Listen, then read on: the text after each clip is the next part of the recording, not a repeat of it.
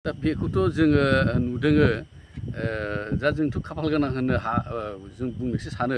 जिहेतु बेयाव रेल कच फेक्टरिबो जासिगोन अलरेडि कमप्लिट हाया फाइनाल गासिबो जाजोब्बाय आरो बिनि ग्राउन्ड जे माबा दङ प्लेन एस्टिमेट बेफोरखौबो बानायगासिनो दङ आरो बिनि उनावहाय जोंना बे खाथियावनो आयुष हस्पिटाल जागोन 50 बेडेड आयुष हस्पिटाल बेबो टेन्डार जाखांजोब्बाय आरो बेजों लोगोसे जोंहा पलिटेकनिकेल कलेज जागोन दा बाथ्राया जाहैबाय दा नैबे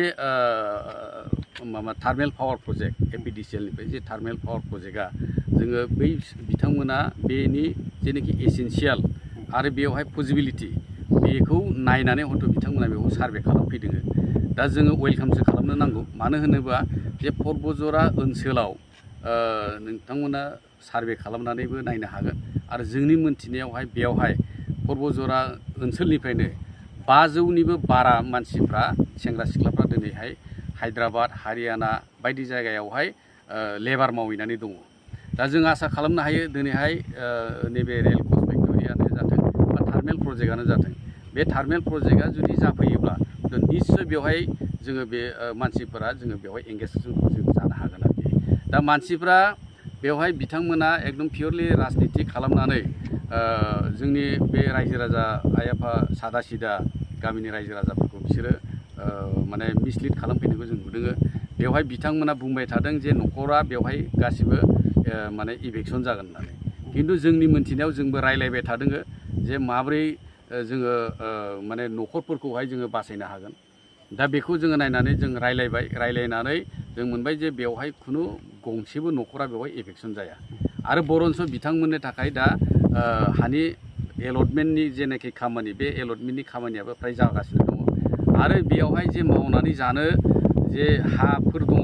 बारि बागानफोर बे बारि बागाननिखौबो दा एलटमेन्ट होनो थाखाय सरकारा बेखौ थिरांथा लादों बेवहाय मोनसेबो न'खरा बेवहाय खथि जाया गामियाबो बेवहाय खथि जाया खिन्थुबोला बे हाग्रा सिङावहाय हयथ' सोरबा 100 बिगा 150 बिगा हा सानै साथाम जुदि बेवहाय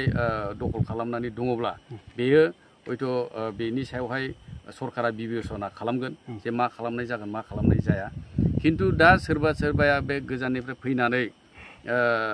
बे थार्मेल प्रजेक्ट पावार जुदि जायोब्ला बेवहाय पलुसन जागोन मा जागोन हेनटेन जागोन बायदिसिना होनफैदों खिन्थु जोङो नुदों जे बेबायदि थार्मेल प्रजेक्टआ दिनै खालि बे जोंनि जायगायावल' जायाखै बेवहाय गोबां जायगायाव दङ खाथियावनो जोंना सालायखाथियावबो दङ जोंना ओरै बेंगलावबो नै बावाखै नै दाखालिसो बेंगल गभर्नमेन्टआ बे जिन्दाल कम्पानिनो मोनसे होबावबाय बेयावबो बसायबाय बावाखै नै दाखालिसो बसायदों दा जोंनिया जाहैबाय जे जोङो बे ओनसोलखौहाय जोङो माबोरैहाय जोंनि बेकार समस्याफोरखौ जोङो सल्भ खालामनो हागोन जोङो बेखौबो नोजोर होनांगोन आरो जोंनिया मा जोंनि आइ आफा रायजो राजानि जे न'खरफोर दा बे न'खरफोरा जाहाथे खथि जाया जों बेखौबो नोजोर होनांगोन जों बुङा जे मोनसे प्रजेक्ट बानायनायनि गेजेरजों जोंनि आइ आफा रायजो राजानि न'खरफ्रा जाहाथे उच्चेत जाथों जों बेखौ मालाबाबो लुबैया आरो बेयाव जों मदबो गैया जोंनि खोथाया जाहैबाय जोंनिया डेभेलपमेन्टआबो जानांगौ आरो जोंनि आइ आफा रायजो राजानि जेनाखि न'खर बिसोरबो जोंना बासायनांगौ आरो जोङो मोननै साइडजोंबो जों नोजोर होनानै बेखौनो जोङो सरकारखौबो जों खावलायदों जे जोंनि सम्पतिया जाहाथे खथि जायालासेनो जाहाथे बानायो बेखौ जोङो बुंदों आरो মানে অসুবিধা মানে বেহেৰ কাটো বহুত আছিল এতিয়া এই চৰকাৰ হোৱাতে মানে কিছুমান ডেভেলপ হৈ গ'ল মানে ৰাস্তাখিনি এই ব্ৰিজখন হৈছে আৰু কিছুমান ৰাস্তাও মানে চিচি ব্লক হৈ গ'ল মূলজৰা টু বাছবাৰী আৰু বেছিভাগ মোৰ প্ৰব্লেম আছে মোৰ স্কুললৈকে মোৰ ঘৰৰ যোৱালৈকে ৰাস্তাটো অলপ বিয়া আছে খুব কাদো বেৰ আছে স্কুল পঢ়া শুনা ল'ৰাবিলাক স্কুল যোৱা অসুবিধা হয় তাতে ইয়াত মোৰ ঘৰৰ ওচৰতে এটা ব্ৰিজ নদী আছে নদীখন দলং লাগে এটা আৰু মোৰ অসুবিধা বহুত আছে কাৰণ আগত যিটো চৰকাৰ আছিলে সেই সময়ত একো কাম কৰা নাই একো ৰাস্তাও নাছিল সেই চৰকাৰ হোৱাতে মানে কিছুমান ৰাস্তা পাইছে কিছুমান স্কুল যোৱা যিবিলাক ল'ৰা ছোৱালী স্কুল যায় সিহঁতৰ অলপ সুবিধা পাইছে আগতে নাছিলে তারপরে মোর অসুবিধা আছে আৰু যেটো আগত যেটো ঘৰ আছিলে আই ৱাই ঘৰ পাইছে